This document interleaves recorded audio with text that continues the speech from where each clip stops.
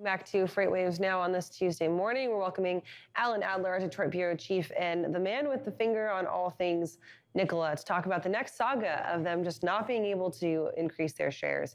Alan, thank you for joining us. Tell us a little bit about what's going on. Well, I wrote the story in advance yesterday thinking that, well, if they only need less than 1% of the shares to get this done, then, it's obviously going to be done.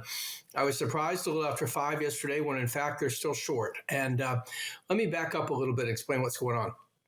The Nikola needs to increase the number of so-called authorized shares in the company so that it can raise more money to keep the business moving, scaling up from where it is now.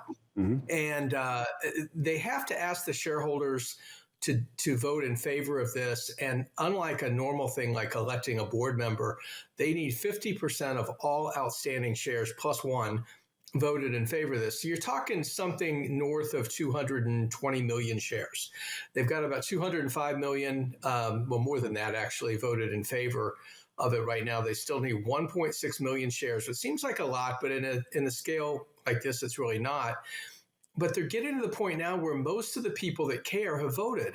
And so this proxy solicitation firm, this is a group that goes out and quite honestly pleads with shareholders to vote their shares, still has more work to do to get them the last sort of 0.5% that they need to approve this. The drama comes in because Trevor Milton, the founder of the company and the former executive chairman, voted all of his shares plus some that he controls with the CEO against this. So about 85% of the no votes came from one place, and that was Trevor Milton.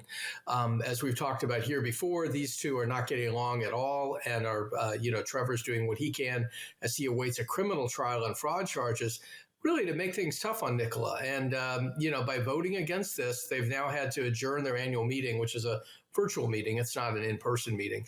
They've had to adjourn it 3 times. They're going to try at least once more, on August 2nd to see if they get enough votes to get across the line.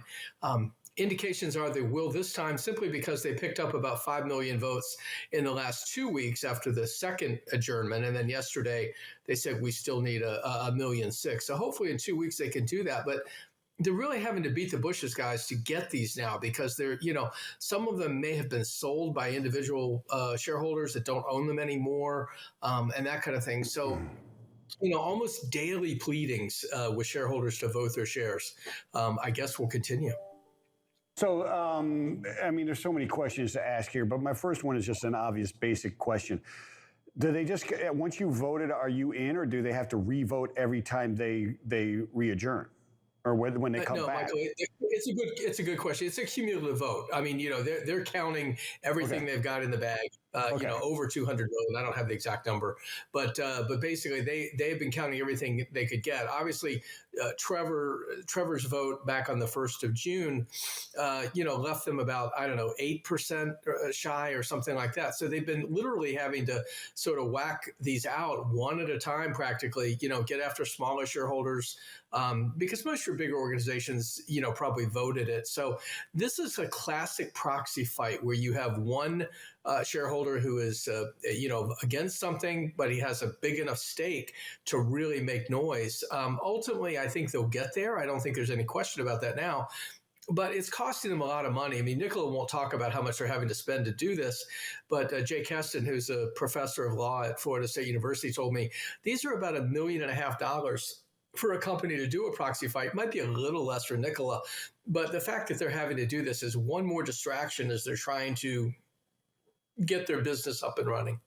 Yeah. So that brings up a good question. At the end of the day, will the money that they end up raising, if it goes through and if they decide to increase these shares, will that be worth it if they're spending about this much on an estimate basis for the fight? Or does that spend now take a giant chunk out of what they would have earned by by getting more shares?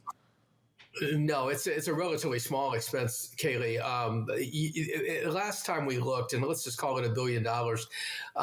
First of all, when they authorize these shares, it doesn't mean anything right away. What it means is they have authorization to turn those into, working shares. Use them to, for example, sell debt in the company, or even issue a follow-on stock offering or something like that. There's about $1 billion, maybe a little bit more of total value there, given the relatively depressed share price right now. But the idea is that Nikola likes to stay 12 months ahead of his expenses, and they're going to have a hard time if this should not pass of doing that going forward. And one person told me, look, the whole idea of this is that if Trevor were still around, he might want to do this, but he's not. And so now he thinks only about himself. He thinks about the dilution of his shares because he's going to take a pretty big hit in terms of the value of his shares. If all these shares are used, to raise money, then, what he holds, the 11% that he holds becomes worth less. Not worth less, but worth less than it is now. And so I think the whole issue here is, kind of one man's desires against, the company. It's not great to dilute shares, but as Jay Keston told me yesterday, the professor, he said, look, I'd rather have 90% of a lot more money than 100% of a lot less. Yeah, that's what I was going to ask. The motivation of Trevor Milton seems to be pretty short-sighted, right? I mean, the intention isn't to dilute the shares and then leave it that way. They're diluting the shares in hopes of building the company further. So if you're saying no now, that's pretty short-term, short-minded type of thinking, isn't it? Or is he trying to maybe use this as a negotiating tactic? Does this in any way give him some leverage in his legal fights or no? No, not really. In fact, okay. Nikola, much to their disdain, had to get involved in his legal fight last week because he's also, pushing them to allow him to use conversations that their chief counsel had with other employees that Milton wasn't even part of. And, it's a kind of a fishing expedition, really, but Nikola has kind of refused to bait the hook. And I think the idea that they've had to get involved in the legal case, not something they wanted to do. They're trying their hardest to separate from him. I will tell you, though, that they have mediation underway. They want to get back the $125 million that Nikola spent to settle an SEC fine. They want Milton to pay them back, and they want back some of the tens of millions they've spent on his legal defense, which was required in his separation agreement. So it's a mess, but it's also great drama. And when we get to court in September, which is the new trial date, he's got 4 federal fraud charges that he's facing. It's going to be a real interesting time. I think right now, though, there's not a lot of leverage to be had. I think he is just a needle in their side right now. Yeah, he's definitely a thorn in the side, and I think you're right. Separation from him as quickly as possible. But I mean, they're still out there suing him to try and regain some money back. But yeah, well, and like I said, we'll probably see more developments. Obviously, August 2nd is the next date that they'll count however many more shares have been voted, proxies have been voted, and we'll see. But again, just a big distraction for a company that's got a lot on its plate and trying to do a lot. I don't think we have to have pity on them. I think it's just a reality, and it's something where, this particular share authorization increase is something to watch for other startup companies too. Nikola was pretty early in the whole SPAC thing and, going public by special purpose acquisition company and, had a chunk of money, $700 million. That's obviously gone now because they're building a plant and spending on a lot of other things. But one of the things that all these companies need as they move from R&D into sort of a production mode is more money because it's very expensive to do this. So, we've seen a lot of moves that Nikola's made. We're starting to see those. I had this in the newsletter last week. We're starting to see other companies use some of these tactics, to raise money. Nothing wrong with it. It's just a way to go about it. But we are seeing that, Nikola kind of tells you a lot of what to watch for.